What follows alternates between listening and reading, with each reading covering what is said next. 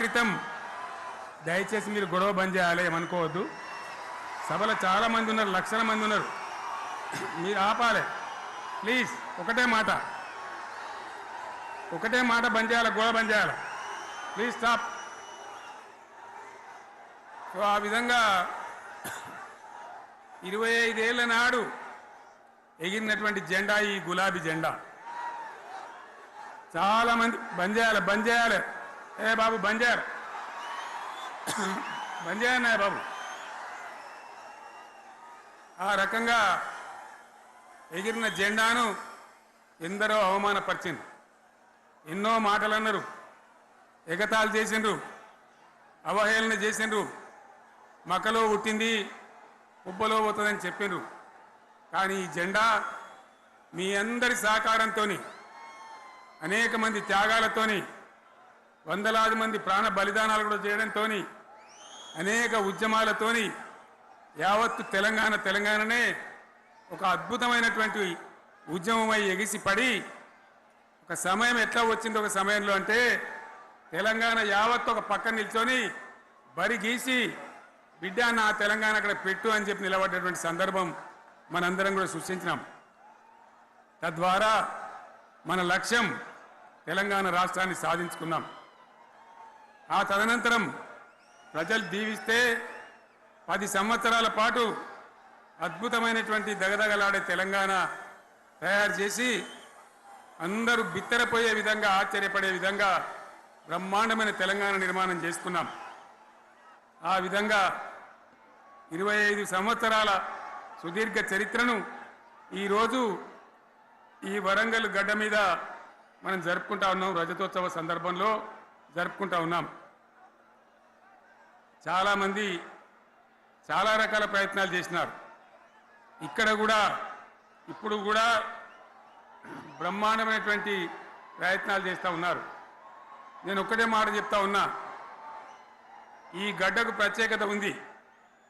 ఇది రాణి రుద్రమ్మ ఏలిన వీరగడ్డ, సమ్మక్క సారక్కల పోరుగడ్డ, బమ్మెర పోతన కవితా మాధుర్యం పండించినటువంటి జీవగడ్డ.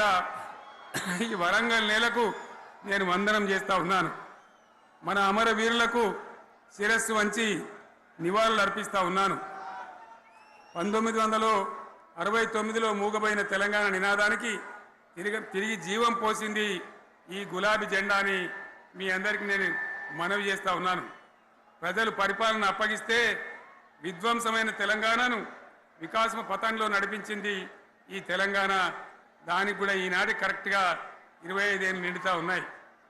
ఆనాడు కొండా లక్ష్మణ్ బాపూజీ గారు ఆశ్రయం ఇస్తే ఏప్రిల్ 27, 2001 జలదృశ్యంలో టీఆర్ఎస్ ఆవిర్భావం, తెలంగాణ జలదృశ్యంలో టీఆర్ఎస్ ఆవిర్భావం తెలంగాణ చరిత్రనే మలుపు తిప్పిన ఒక మహోజ్వల ఘట్టం.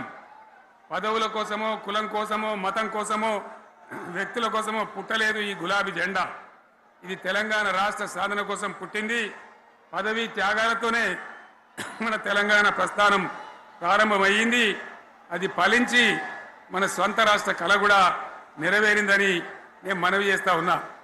ఆనాటికి అలుముకున్నటువంటి చీకట్లను పారదోలడానికి, ప్రజల్లో విశ్వాసం కల్పించడానికి, ఆత్మవిశ్వాసాన్ని పెంపొందించడానికి నేను ఒక మాట చెప్పిన ఆ రోజు మీ అందరికీ కూడా గుర్తుండాలి. ఉద్యమం నుంచి వెనక్కి మరలితే, ఉద్యమ జెండాను దించితే నన్ను రాళ్లతో కొట్టి చంపండి అని చెప్పి నేను ఉద్యమాన్ని ప్రారంభించిన విషయం మీ అందరికీ కూడా తెలుసు. ఆ తదనంతరం జరిగినటువంటి స్థానిక పంచాయతీ ఎన్నికల్లో, ఆ తదనంతరం జరిగినటువంటి సిద్దిపేట ఉప ఎన్నికలో ప్రజలు బ్రహ్మాండంగా ప్రాణం పోసి ఊపిరిలిదితే అద్భుతంగా ఉద్యమం ముందుకు పురోగమించిన విషయం మనకు తెలుసు. 60 ఏళ్ల సమైక్య పాలనలో తెలంగాణది ఎంత గోస, ఎంత దుఃఖం, ఎంత వేదన, ఎంత హింస, ఎంత అణిచివేత చూసినామో మనందరికీ కూడా బాగా తెలుసు. గోదావరి కృష్ణనీళ్ళు దక్కకుండా తరలిపోతే తల్లి సనుబాలకు నోచని పిల్లల్లాగా తెలంగాణ బిడ్డలు రోధించారు. కరువుల కాటకాలకు గురయ్యారు. అర్ధరాత్రి కరెంట్లు పెట్టబోయి పాములు గుట్టి, తేలు గుట్టి చాలా భయంకరంగా అనాథల్లాగా చనిపోయినారు.